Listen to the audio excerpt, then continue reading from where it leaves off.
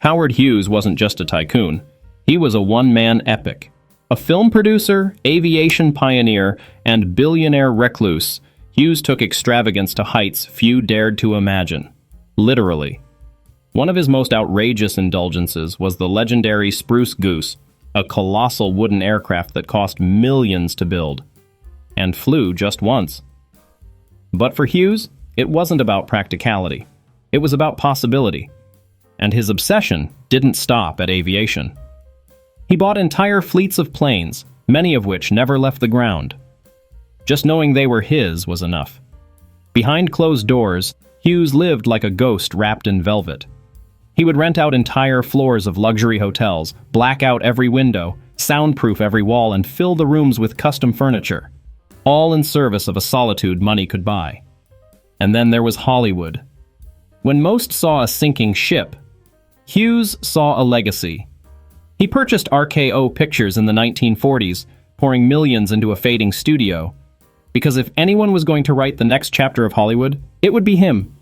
His life was a paradox, brilliance and madness, genius and indulgence. Hughes didn't just live extravagantly, he engineered his own reality. Joan Crawford wasn't just a star, she was a brand. A perfectionist to the core, she crafted her image with the same intensity she brought to her performances. And when it came to spending, let's just say, subtlety was not on the shopping list. At the peak of her fame, Joan had a kitchen built entirely in chrome, countertops, cabinets, every inch shimmering like a sci-fi set from the future.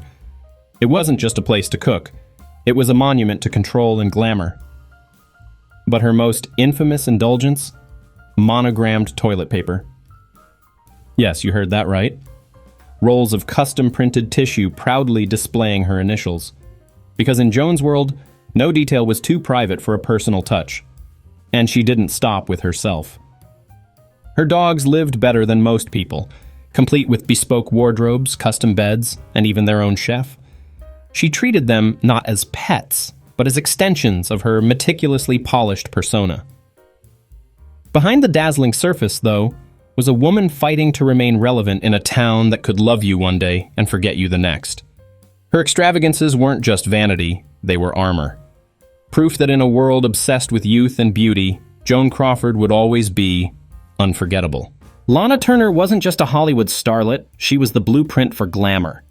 With every appearance, she seemed to step straight out of a romantic fantasy, and behind closed doors, she built a world to match. One of her most eye-popping purchases? A heart-shaped swimming pool, lined with gold-plated tiles. It wasn't just a place to swim, it was a shrine to the Hollywood dream, polished to perfection under the California sun. She would order entire designer collections from Paris without ever trying them on. Dresses worth a small fortune were worn once, then forgotten. It was couture as costume, and she was always in character. Even her dogs were dressed to impress, curled up in silk-lined beds with wardrobes more refined than most people's closets. But beneath the sparkle was a woman all too aware of how fast fame could fade. For Lana, indulgence wasn't just about beauty, it was a shield, a comfort, a way to control a world that so often demanded perfection. Her life was a performance, staged to escape the pressures of reality. And in true Hollywood fashion, the set was nothing short of spectacular. To the world, Charlie Chaplin was the little tramp, humble, heartwarming, and eternally endearing. But off-screen, his life was anything but modest. At the height of his success, Chaplin commissioned a custom-built Rolls-Royce, complete with a hidden cigar compartment and a fully stocked bar. It wasn't transportation. It was a mobile gentleman's lounge on wheels. And when it came to entertaining, he didn't settle for dinner parties.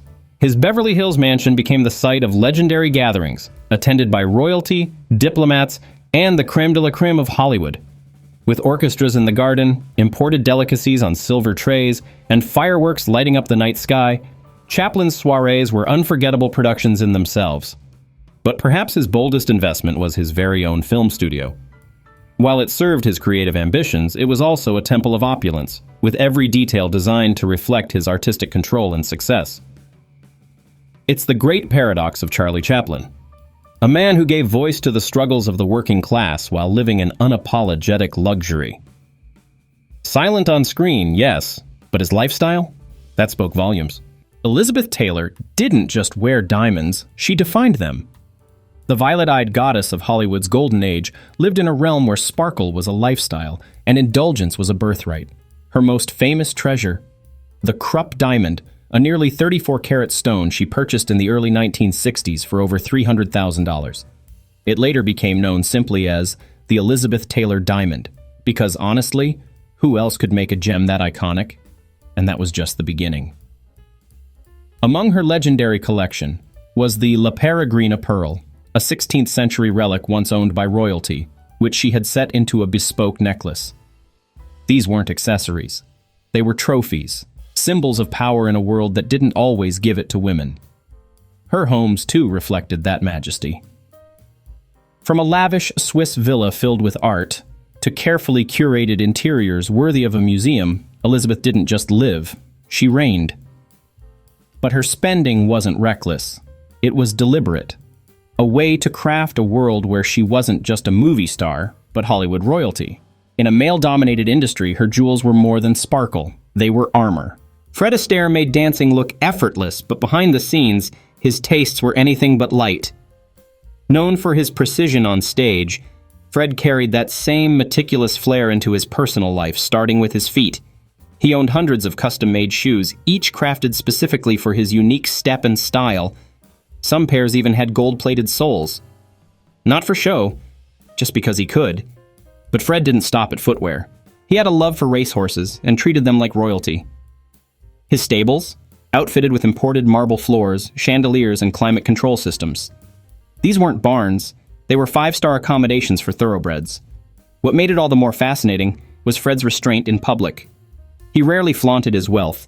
No flashy headlines, no tabloid scandals, just pure, private opulence. He let his dancing do the talking, and offstage he lived like a man who knew his worth, quietly surrounded by comfort, elegance, and yes, a little gold beneath his heels. Jean Harlow didn't just play the bombshell, she invented her.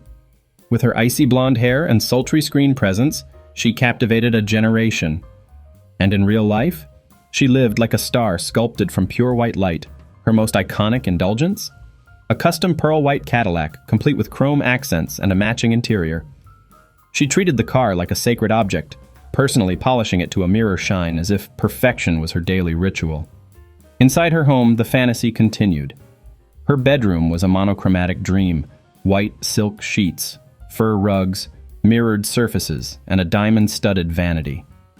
It wasn't just a room, it was a statement, a shrine to glamour.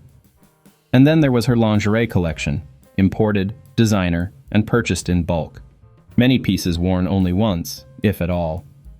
For Jean, luxury wasn't about utility. It was about image, allure, and always being camera-ready. Her life was dazzling, deliberate, and tragically brief.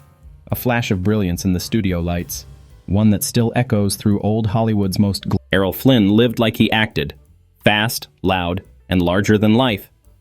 The swashbuckling hero of the silver screen wasn't just chasing villains, he was chasing excess. His most extravagant toy? A yacht named Zeka, not just a boat but a floating palace.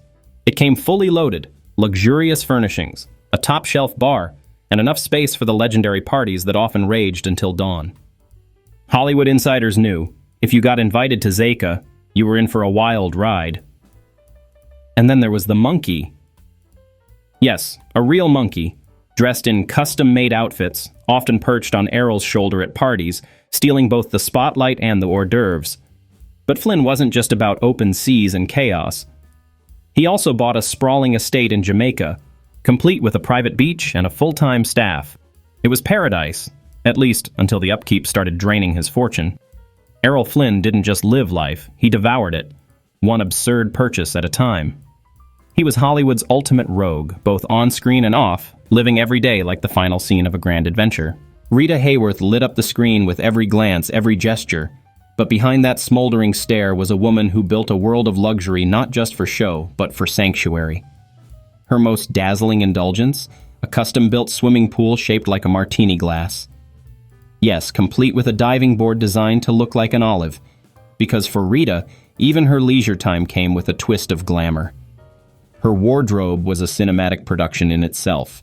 She ordered entire collections from the world's top designers, couture created just for her, worn once, maybe twice, then retired like a costume from a final act. And the jewels? Magnificent. Diamonds and emeralds, including a bracelet so rare it traveled with its own security detail. Many of these gifts came from admirers who wanted to own a piece of the legend, though Rita was never one to be owned. But beneath the sparkle and silk was a woman searching for peace. Her spending wasn't reckless. It was reflective. A way to craft a safe, beautiful space in a world that so often demanded she be someone else.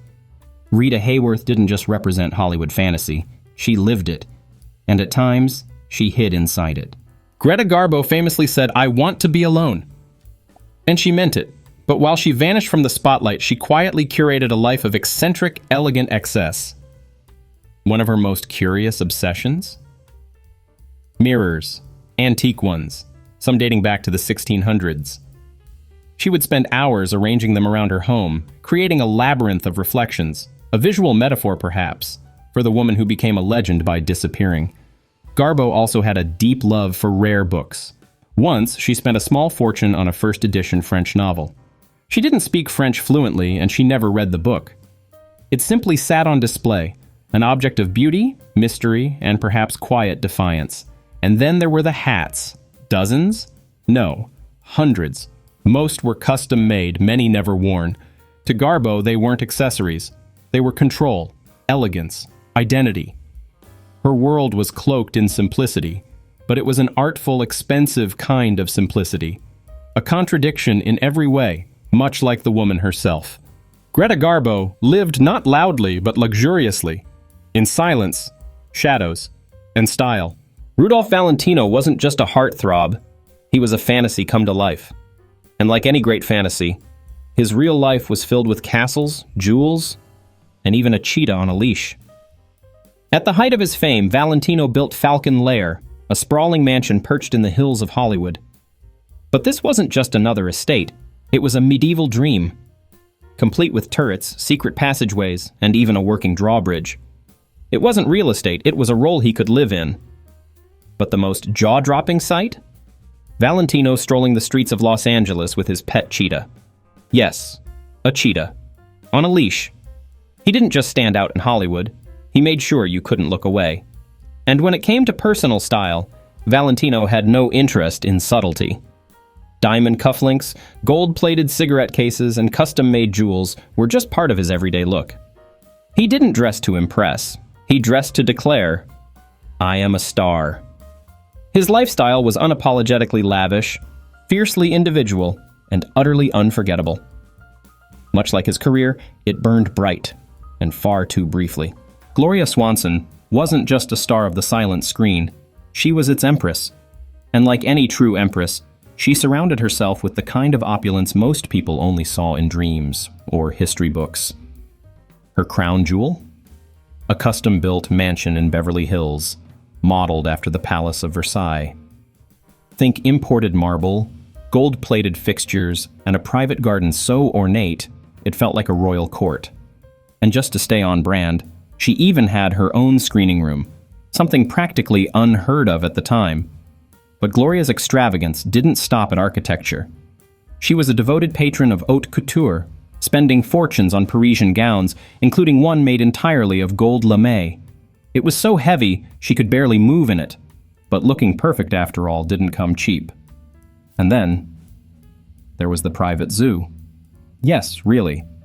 Peacocks strutted through her gardens, monkeys swung from imported trees. It was Hollywood meets Versailles meets Noah's Ark. For Gloria, luxury wasn't a backdrop, it was part of her performance. She didn't just act like royalty, she made sure the world treated her like it. Douglas Fairbanks wasn't just Hollywood's first great action hero. He was the man who turned life into a perpetual motion picture. Sword in hand on screen, champagne in hand, off it. He lived with the same daring, oversized spirit that made him a star. His legendary estate, Pickfair, was more than a mansion. It was a kingdom. Shared with his wife, Mary Pickford, it boasted over 25 rooms, a private theater, a ballroom, and an endless parade of guests, from royalty to rising stars. Pickfair wasn't a house. It was Hollywood's first true celebrity castle. And while most people collected stamps or books, Fairbanks collected sports cars, custom-built, sleek, and fast, each one a statement of style and status. But he didn't just play the adventurer, he trained like one. His private gym was state-of-the-art for the time, fully staffed and meticulously maintained. Every punch, every leap, every stunt, practiced to perfection in his own high-end arena. Fairbanks lived his roles, romantic, heroic, unstoppable. And when the cameras stopped rolling, Mae West never did settle. With a curve of the hip and a one-liner sharper than diamonds, she turned heads, and then turned luxury into a form of self-expression no one could ignore. One of her most outrageous purchases? A seashell-shaped sofa, wrapped in velvet and trimmed in gold. It wasn't furniture, it was a throne. The perfect stage for Hollywood's most provocative icon to hold court. And her wardrobe? Well, let's just say it glittered as boldly as her comebacks. Mae famously commissioned gowns made entirely of gold thread. They were so heavy, walking in them was a challenge, but darling, if it didn't shimmer, it wasn't worth wearing. Then came her most glamorous indulgence, a private train car. Not just a way to travel, but a rolling palace, complete with crystal chandeliers, silk curtains, and even a grand piano. Wherever she went, Mae made sure she arrived, in every sense of the word. For Mae West, extravagance wasn't about wealth, it was about presence. She didn't just live large. She lived loud, proud, and on her own golden terms. Cary Grant didn't need to shout to stand out. His elegance was effortless, his charm timeless, and when it came to luxury, his taste was just as polished as his suits, of which he owned hundreds. Each one was tailored to his exact measurements, crafted with the precision of a sculptor working in wool. They weren't clothes. They were armor. The Cary Grant you saw on screen? That wasn't a role. It was a lifestyle tailored to perfection. And speaking of perfection, his private jet? Custom outfitted with leather interiors and a state-of-the-art sound system at a time when flying private was reserved for heads of state. He didn't just travel, he glided. At home, he built a wine cellar that rivaled the best restaurants in Europe. Stocked with rare vintages from around the globe, it wasn't just a collection, it was a statement. Cary Grant wasn't flashy. He didn't need to be. His life was a masterclass in understated luxury, a lesson in how to be the most interesting man in the room without ever raising your voice. Marlene Dietrich didn't follow trends. She created them. With her sharp cheekbones, sharper wit, and androgynous allure, she carved out a space where glamour met rebellion. Her obsession? Perfection in every stitch. Marlene had her suits custom-tailored by men's ateliers across Europe. Flawlessly fitted, flawlessly styled. She wore them not as a statement, but as a second skin. Traveling the world, she demanded her dressing rooms be redecorated before she arrived, complete with her preferred lighting, French antiques, and vanity tables set like shrines. For one tour, she brought over 80 pieces of luggage. And every item inside? Pressed, perfumed, and pre-approved. Then there were the furs, endless, lavish, dramatic. Not just for warmth, but for presence. For Marlene, fashion was a form of command. You didn't look at her, you looked up.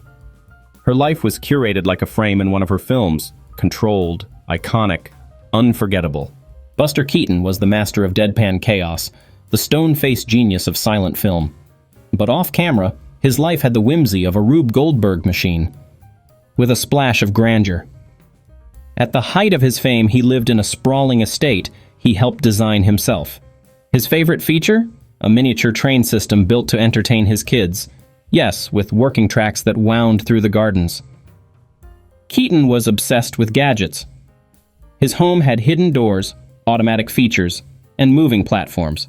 Basically a grown-up playground disguised as a mansion. He also had a thing for speed. Custom European sports cars filled his garage, polished daily by a personal assistant hired just for the task. Because when you're Buster Keaton, even the punchlines need a little horsepower. He may have been silent, but his life spoke volumes, clever, eccentric, and always perfectly choreographed. Ingrid Bergman wasn't one to flaunt, but make no mistake, her life was as refined as her performances. With homes in Rome, Paris, and Stockholm, each one was a reflection of her worldly grace. decorated by top European designers, filled with art, and always equipped with a private space for reading and reflection. She kept a private chef on call, even while traveling, ensuring her meals were as curated as her screen roles. Her wardrobe was entirely bespoke, elegant, minimalist, and timeless. Just like her. Ingrid also had a passion for rare books. She collected first editions in multiple languages, and even had a library installed in one of her homes, because luxury for her wasn't loud. It was lived, quietly and beautifully. She didn't need diamonds to dazzle. Ingrid Bergman was brilliance in its purest form, grace, intellect, and effortless glamour.